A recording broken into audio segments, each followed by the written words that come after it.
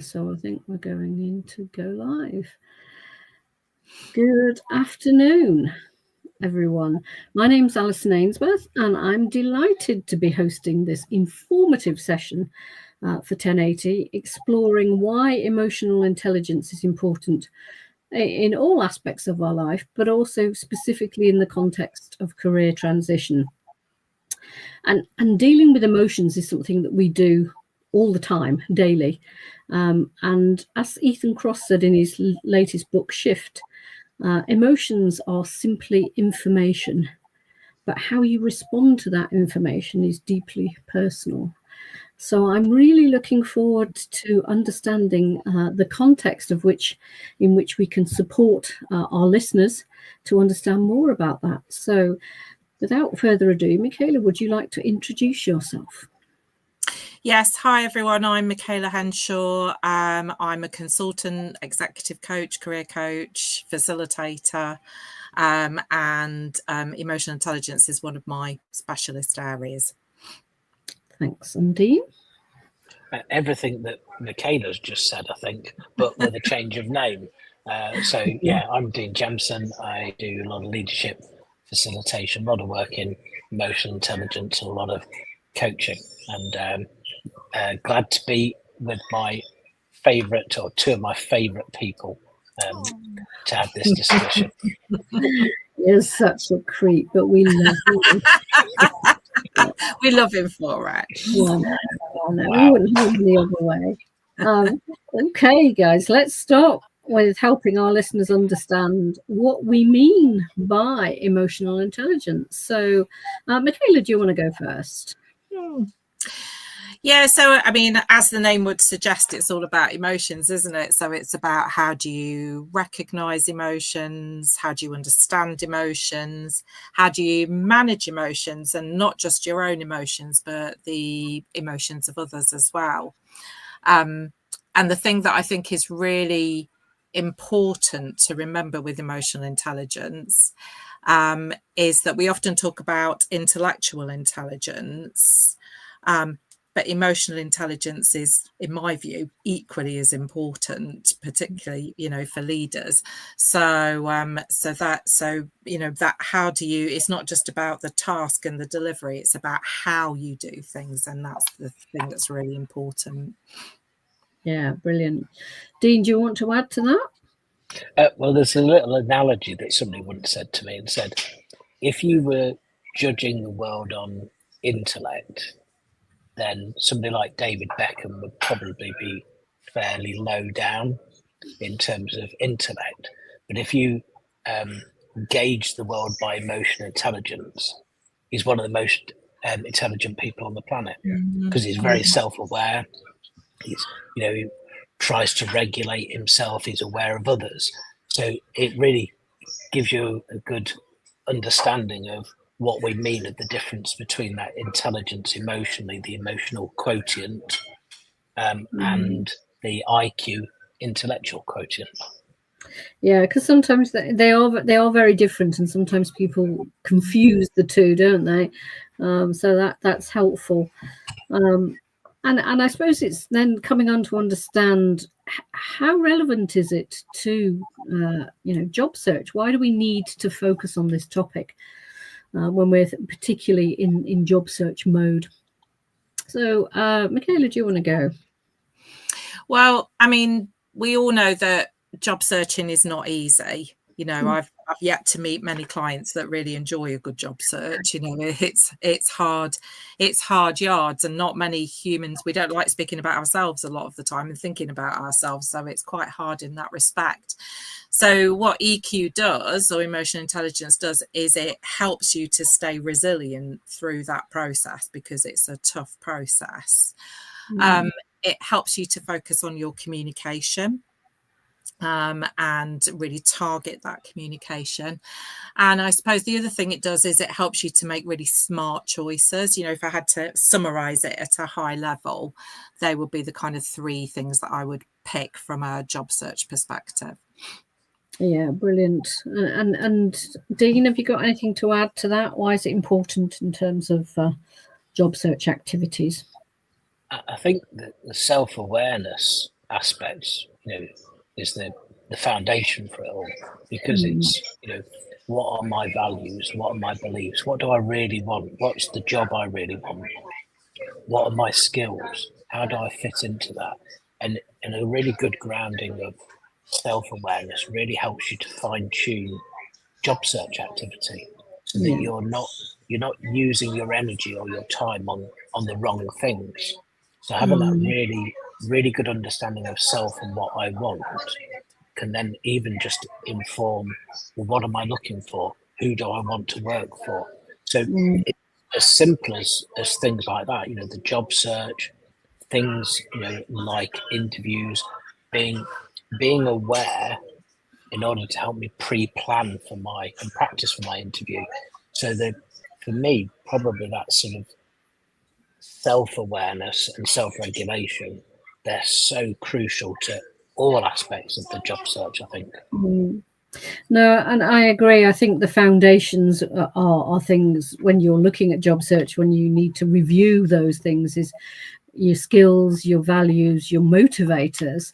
So how do they fit? And they do change. So when you're going through a career, when you come out of a position, it's a really interesting time to evaluate, have my values shifted? Did they align to the previous organization? If I could do a job that played to my skills, what would it be? What would it look like? So I think you're absolutely right. They are those foundations, and that's where self-awareness comes in. So if you think about some of the other aspects, do you want to talk through the kind of areas of emotional intelligence? What else is important? Michaela, do you want to bring in any of those other areas? We've mentioned self-awareness and regulation, but so, well, if we talk about self-regulation a little bit more, and there's probably one thing I'd like to add on self-awareness, which we've touched on, but it's, so when I'm working with clients that are in job search mode, then I often work on their personal brand with them, because you've got to, like you said, Alison, you've got to think about strengths and motivators and values, because you're trying to really establish what's the value that you're bringing to that organization, and what's your purpose, so that you're guide, where do you want, what is it that's important to you, what do you want to do, where do you want to go, what direction do you want to go in? But it's also the values bit is really important, because I think sometimes people focus on the job but not necessarily on the company or the organization, and that's equally as important, because you've got to have the right environment for you. So being clear about your values, then you can look for a company with, values that align into that, a culture that aligns into that, a culture that really allows you to thrive and flourish. So that self-awareness around that is really important. And on the self-regulation piece, you've got to stay calm during a job search. We can get all flustered and frustrated and annoyed because, we forgot to say something in an interview, or it didn't quite go our way. Or we've been waiting for weeks and we've not heard anything. These are the things I hear from clients all of the time. So that staying calm and thinking about what it is that you can control, because you can't control, when the headhunter or an organization is going to come back to you. You can't control what questions they're going to ask you in an interview, but what so you've got to focus on what you can control. And the one thing you can control is choosing your attitude. So somebody once said to me, don't react to rejection, or if you don't hear from an employer for a while, to that silence. You've got to respond to it, but you can only respond if you're choosing your attitude and being in control of that situation. So I think asking for feedback is a really helpful way of doing that, and reflecting and learning, you know, we talk about how it helps resilience. One of the drivers of resilience is, you know, we don't want to be Einstein's definition of madness and, you know, do the same thing over and over again and expect a different result, which of course is never going to happen. So if you're going to get yourself out of that cycle, then you've got to reflect on what's happened and take the learnings from that. And that's both the positive ones as well as the, you know, the things that maybe didn't go quite so well. What did go well? Because you want to keep doing that, but then thinking about, okay, what didn't quite go to plan and what might I do differently so that next time that situation arises, it's already in your toolbox ready to go. Yeah, no, I totally agree about that whole thing around choice. You know, it isn't your choice to be in this situation, to be sitting there in front of a potential employer asking for a job, but how you respond to that is your choice, and taking some accountability for that, I think, is really important.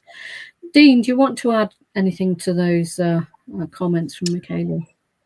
Yeah, I think as I would expect, fantastic comments from Michaela. You can reach for the creep back again from me. I think the self-regulation, there's so many aspects to it, and when you partner it with sort of the understanding of self, you can start to recognize, okay, what are the moments within, say, an interview where I'm perhaps at my most anxious or nervous?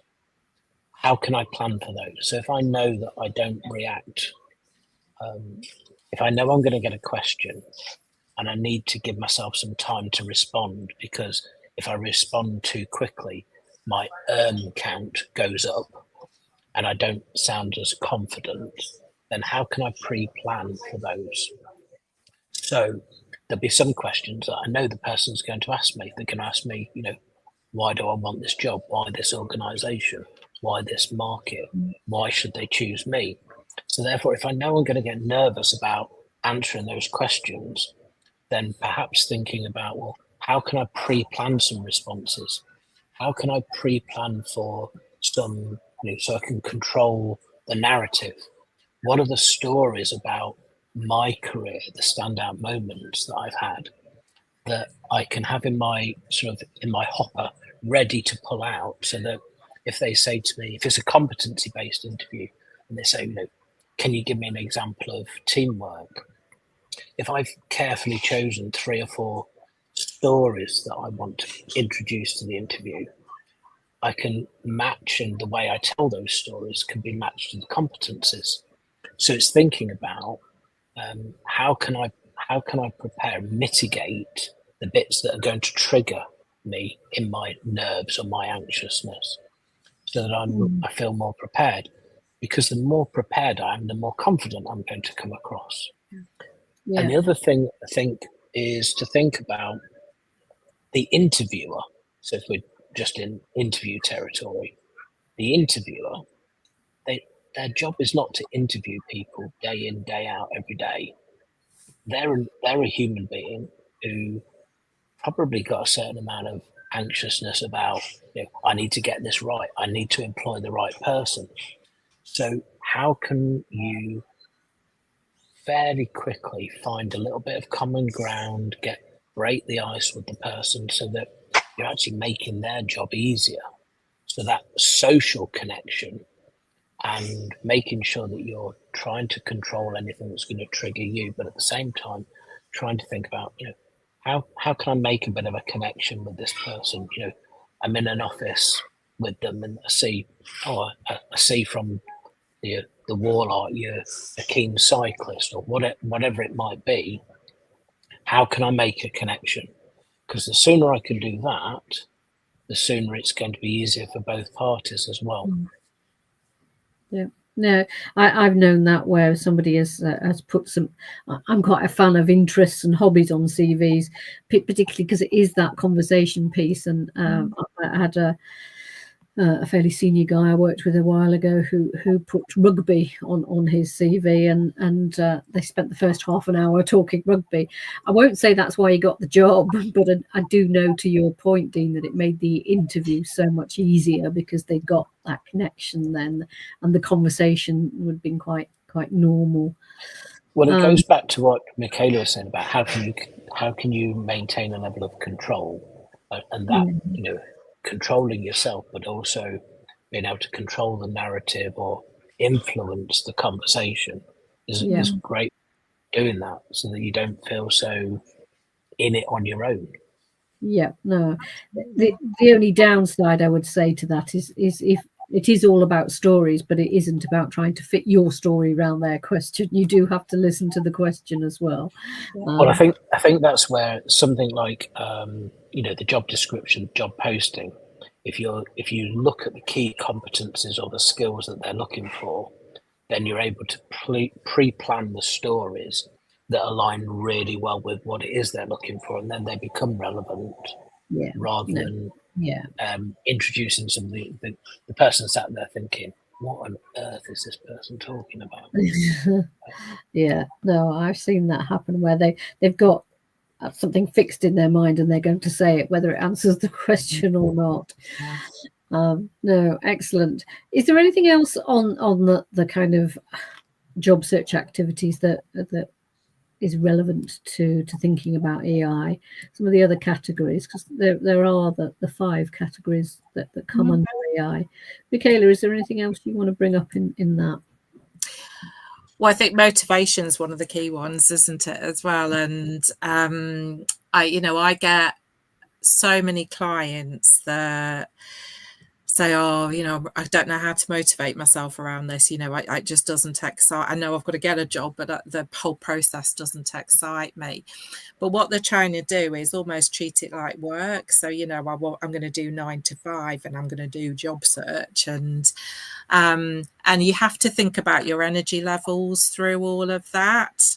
So, so I really encourage my clients to think about a plan.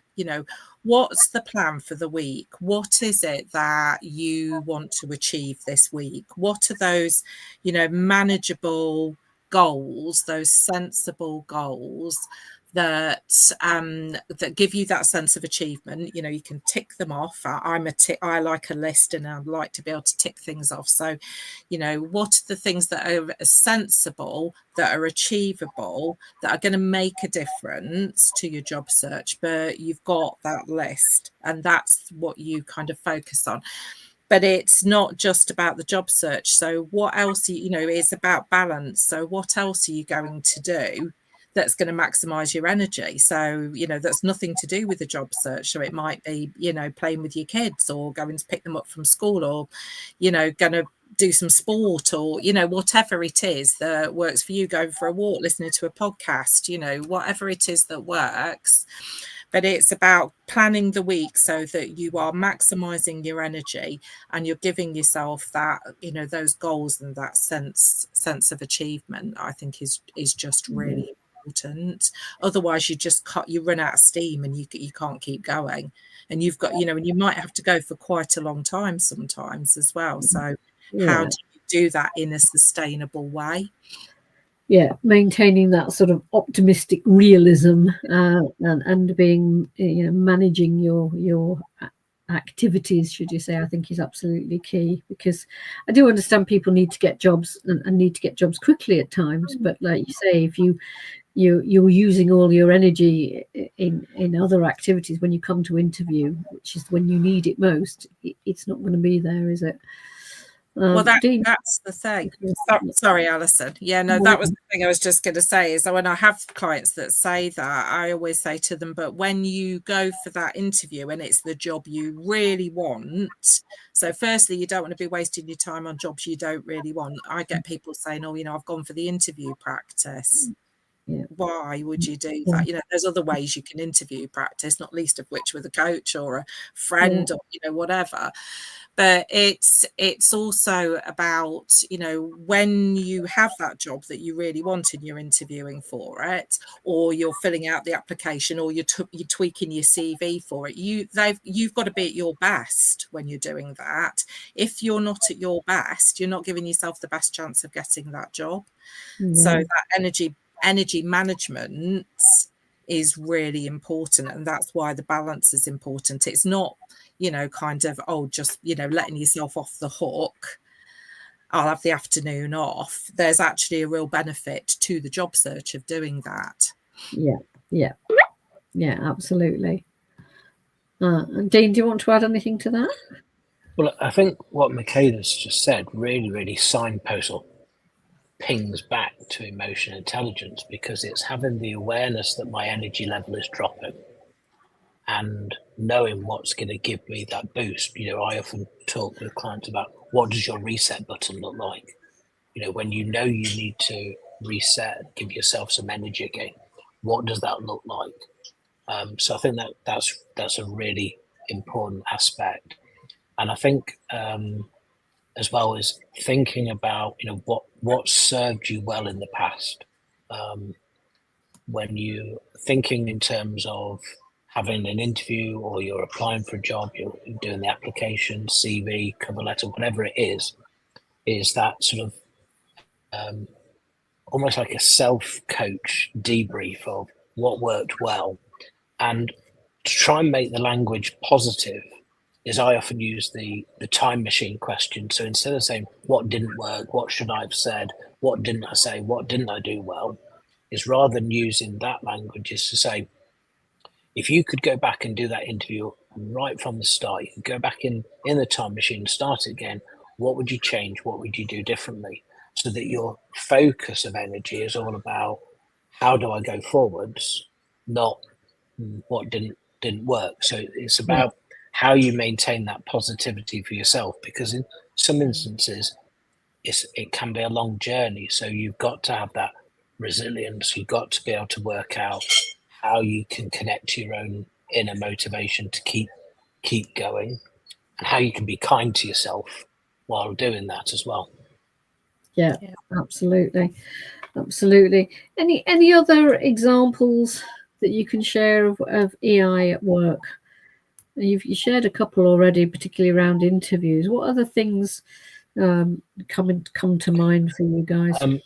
If I can think of a practical one, and Michaela and I were talking about this the other day when we were sort of throwing a few ideas around about EI, is a really in learning, development, and coaching, we like an acronym for things. So I've got an acronym called STOP, which makes it really easy to remember. And I think sometimes it's about when we're asked a question in an interview, or when we're reacting to something, we feel that there's almost a pressure to react instantly. And sometimes we just need to take a breath in order to react in the right way. So the STOP acronym is step back, take stock, organize your thoughts, and then proceed. So when you're asked a question in an interview, it's not like you haven't got to respond within half a second. Take a breath, or ask a question. Oh, that's a really interesting question. Can you tell me a bit more about what what the rationale is for that? Or even just buying yourself some time to say, that's a great question. Well, and I've just given myself 3 seconds to think. So that stop sort of word is just really just to give yourself a pause for thought, which can be so effective, because you are reducing the how quickly you speak, because when you're trying to respond instantaneously, sometimes the factor goes up, or we speak quicker because we're trying to get to the answer quicker, and we can ramble. So it's about controlling how you respond and not feeling like you need to rush your response as well. Just part of the regulation, again, self-regulation. Yeah, no, I agree with that. I think it's always useful, and any kind of summarizing or clarifying, particularly if it is a multiple question, or people that just need to understand which parts of the question they want to be answered, is really helpful to buy yourself a bit of time to process. Yeah, because you're really saying, what is it the person's really asking me here? What do they need? And by responding too quickly, you've not given yourself the processing time to be able to deliver the right answer. So if you know it, again, self-awareness, if you know it's an area that you sometimes struggle to respond quickly to, then it's how can you just give yourself a couple of seconds just to be able to respond more effectively. Yeah, yeah. Buy yourself a bit of time. Mm. Yeah. Sorry, Michaela, you jump in.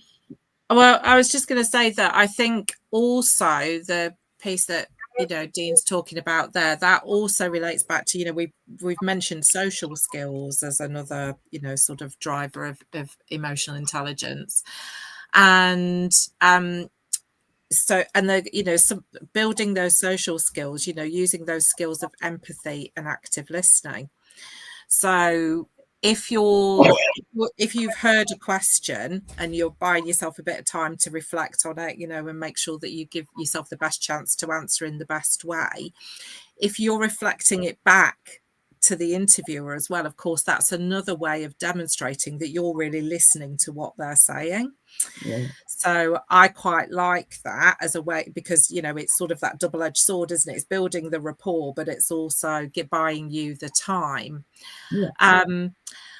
And the other thing about building those social skills, I think, is thinking about the right questions to ask. So we talked about, how do you build a bit of rapport at the beginning? So you might see something on a wall, or you might have seen something in an atrium, or, as you're walking into an office, and you comment on that because you might be able to describe that or relate that back to something you've seen on their website. So again, you're showing them that you've done some of your due diligence. But it's also, you probably know most of the time, or you can certainly ask the question of who is interviewing you. So you can, go and look them up on LinkedIn, find out a little bit more about them, so that you've got, that's another way of, kind of what are they interested in, or what have they done in the past, or, that gives you that sort of inlet to ask a question, or say, oh, I saw that, and you might have some common ground again. So that's another way of building the common ground. But what it's also showing the potential employer is, you've done your homework, you've been thoughtful about this, you want this job, exactly the same as you're doing when you're preparing questions. So again, that's part of your social skills. I get loads of clients that say, oh God, I hate it when they ask me for, if I've got any questions, what do I ask? Well, it's not the mundane stuff that lots of people waste that opportunity on. It's, what are you interested in? If it's about opportunity and growth, ask them about their growth plans, their strategic plans. If it's about personal growth, ask them about their learning and development opportunities. If it's about the culture of the organization, ask them, how, what do you, how would you describe the culture of the organization? What do you really love about working here? What don't you like about working here? What's the one thing you change? If you've done all that preparation, again, it's building that rapport, it's building that relationship, it's asking good, proactive questions, and again shows that, you really want that job, you're doing your homework. Yeah.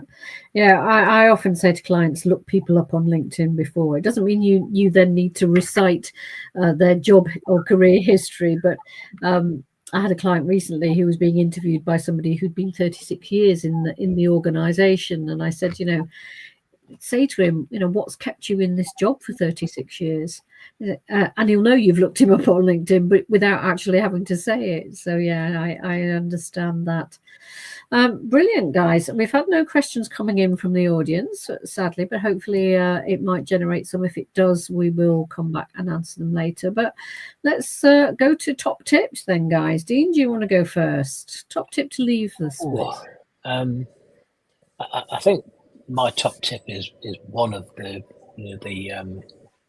components of emotional intelligence is try to work on things that are going to help you to be more self-aware and to regulate more, and to try and work out, what do you really want?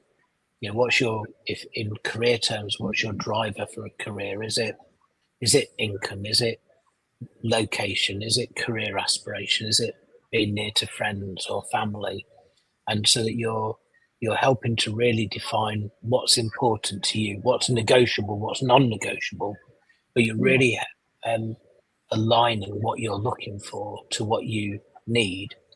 And to do that, you really need to have a good level of self-awareness to know what's important to me, what do I want.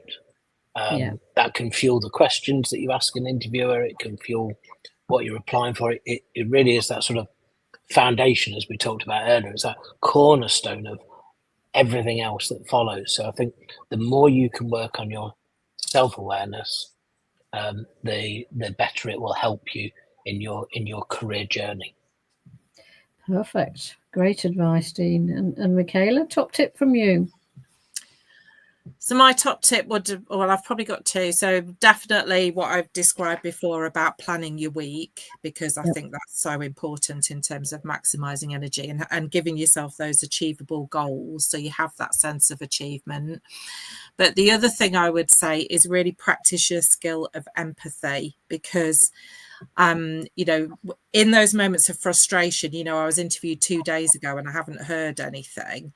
You know, put yourself in the other person's shoes, in the, you know, interviewer's shoes, and, you know, remember when you did, you know, when you were in work, you know, that 2 days goes in a flash like that, doesn't it? There are loads of other things on their agenda. So it doesn't mean that it's bad news. It doesn't mean that they're not interested. It just means they're busy, or they've got to talk to other people and, you know, think about it. So I would say really use your skill of empathy to give yourself that level of patience and to calm down and not worry so much about how long the time span has been where you've not heard anything, because that wastes a lot of energy. And on the back of that, Michaela, I think, you know, you were saying about prepare some questions to ask the interviewer. So if you know that that's an area where you get quite anxious about, actually one of your questions should be, what's the timeline for the decision-making process, so that you're not fueling that anxiousness. But because you can then say, well, I've not heard anything 2 days, but they did say it would be a week because they've got other interviews. So it's about giving yourself the best advantage by finding out the right information that's going to help you as well. Yeah, absolutely. Perfect. Top tips, guys. Thank you very much for your time and for sharing such good information for our listeners. Our next session is on the 9th of September. We're taking a break for August for holiday. Topic to be confirmed at this stage. So keep an eye out on LinkedIn to see what we're going to be talking about in September. So thanks very much, everybody who's watched, listened, etc. And thanks to my two guests, Dean and Michaela. Well, thank you, Alison. Yeah, thanks, Alison.